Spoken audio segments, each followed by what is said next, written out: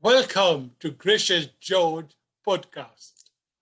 My new podcast features the topics of spirituality, divine love, blessings, and how divine providence leads us to where we need to be in life. As a Mauritian being raised on a small island in the Indian Ocean east of Africa called Mauritius, I grew up in cultural diversity. I have African, European, and Indian descent, and I speak Mauritian Creole, French, English, Bhojpuri, and Hindi fluently. Initially, on the path to priesthood, my life took a turn. As I followed my heart, I learned the love that was meant for me by following Jesus. My experience toward divine love has been an incredible journey, and I've written a book about how my life evolved when I turned to a greater love in life. It is called The Jesuit Who Changed Path, and it will be available very soon. You can also follow me along on my Facebook page at George's forthcoming book. In this podcast, I'm sharing my experience with you, and I welcome your conversation, your interaction on this subject. Today, I have the pleasure to share with you my reflection on the sweetness of God. In fact, I was supposed to record another interview today. A friend of mine was supposed to be here for the interview, but something happened. She's not here, and I don't yet know what has happened. I had a choice either just to cancel everything or to talk to you on a particular subject. I thought about it, I prayed over it, and I got this inspiration of sharing with you my thought about the sweetness of God. Recently, early on July 1st, my wife, Sharmila, our two friends from Mauritius, Diksha and Furs, and myself, we started on a 4-day road trip to South Okanagan, BC, in Canada. We took our time on the way, stopping at Chilliwack to visit the Bridal Fall, which is a beautiful place to visit, especially after the heat wave that we had a few days before that. It was so refreshing to be in the forest, to be at the fall there. It was so cool and so beautiful. Then we went to Hope, where we had lunch in a nice family place. And then we headed towards South Okanagan, stopping at Keremias, where we bought some fruits and some items for breakfast the next day. After which, we headed to the lodge in a small town near Osoyoos, where we had booked a cabin for 2 nights. We reached there at around 8:30 p.m. We were tired, we were hungry, it was very hot, and we were looking forward to a cool shower and followed by a barbecue, because there was barbecue in our cabin, and we had already taken all that we needed, meat, chicken, sausage, in order to have a barbecue that night. But to our surprise, the host informed us that he had to cancel our cabin due to an overbooking mistake on their part. We were shocked, disappointed, angry, and furious. How could they do that to us? Why did they not inform us? The host told me that he has tried to call me, but he had only my home phone number. He did not have my cell phone. But it was only at 1 p.m. that he found about that mistake and was trying to call me. At that time, we were well on our way toward the lodge. Then, trying to accommodate us, they had booked a room in a hotel nearby with 2 twin beds to accommodate us. The price, they said, was expensive, double their price, but they were willing to pay for the extra amount.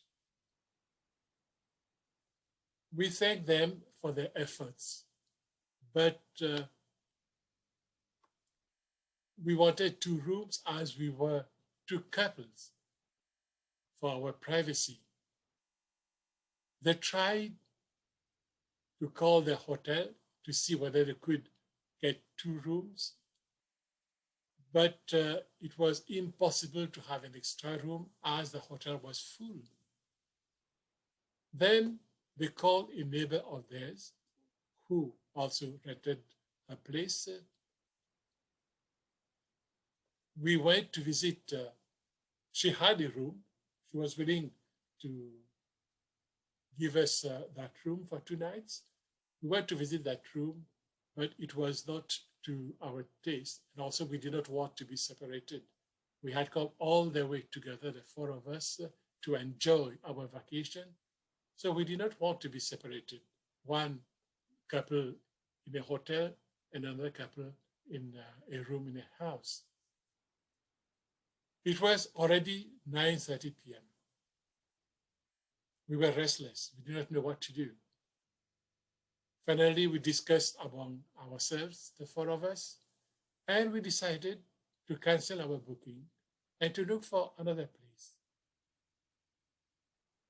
The host accepted to refund our deposit and promised to honor a 3-day trip with either 2 rooms or a cabin for us at a later time for free to make up for their overbooking mistake. We understood that it was not done purposely, that it was a mistake, and were trying their best to accommodate us.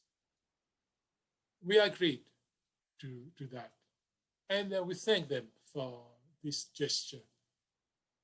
They in return thank us for being so gracious, for accepting to their offer. It was 9:30 p.m. We were in the middle of nowhere.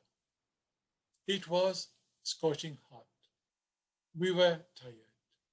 We were hungry, as I said before. We went knocking at different motels and found many others, but they were all full because of the long Canada Day weekend and the end of the COVID-19 lockdown.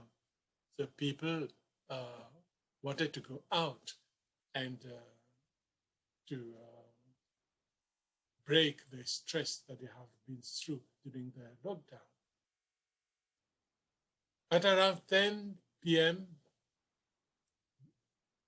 we, having not found anything, we decided to stop our search and get a bite at a takeaway food court.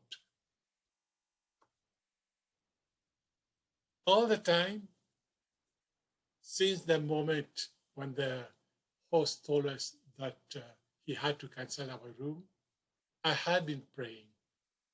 I had been praying to the Virgin Mary, offering her the situation we were in and asking her to help us because I knew she would understand what we were going through, what we were feeling, what it meant not to find a hotel in the middle of the night. Because she and Joseph, her husband, had a similar experience. When they were in Bethlehem, they had to knock at the door of many hotels on the night she was going to deliver baby Jesus. They could not find a place in any hotel. Finally, they found a place only in a stable. And it was there that they gave birth to baby Jesus. So I told her to see our situation and to help us with her prayers, with her intercessions. And she did listen to my prayers. She did help us. After our dinner, Diksha continued her phone calls. After having failed calling 20 different hotels, she finally found one hotel in Osoyos. They were not, there was vacancy there, and they were willing to take us. So we went there. The hotel was at a walking distance to the lake and to other amenities. We reached there around 11 p.m. and we got 2 comfortable rooms next to each other. It was a brand new hotel. We were the first to use those rooms. We were so happy. It was the hotel and the rooms were much better than the one we had been to see earlier and where our booking was cancelled. There, the cabin where we were going to stay was a very small cabin. The rooms, we were supposed to have 2 different rooms, but one, it was the living room. There was a bed in the living room. One couple had to stay there. And there was another small room on the loft with steep stairs to go there. Having seen that cabin, we knew that we would not have been comfortable in that cabin. But here, in this hotel, in this room, we were happy. It was comfortable. And also the fact that the host at the previous hotel had been ready to return our deposit and had accepted to offer us a 3-day free stay in the lodge later, we could not ask for a better deal. The management of this new hotel was very friendly, and they had a barbecue place in the yard in front of the hotel where we could have our barbecue on the following evening. In fact, the following evening, we had a barbecue there, and which we enjoyed.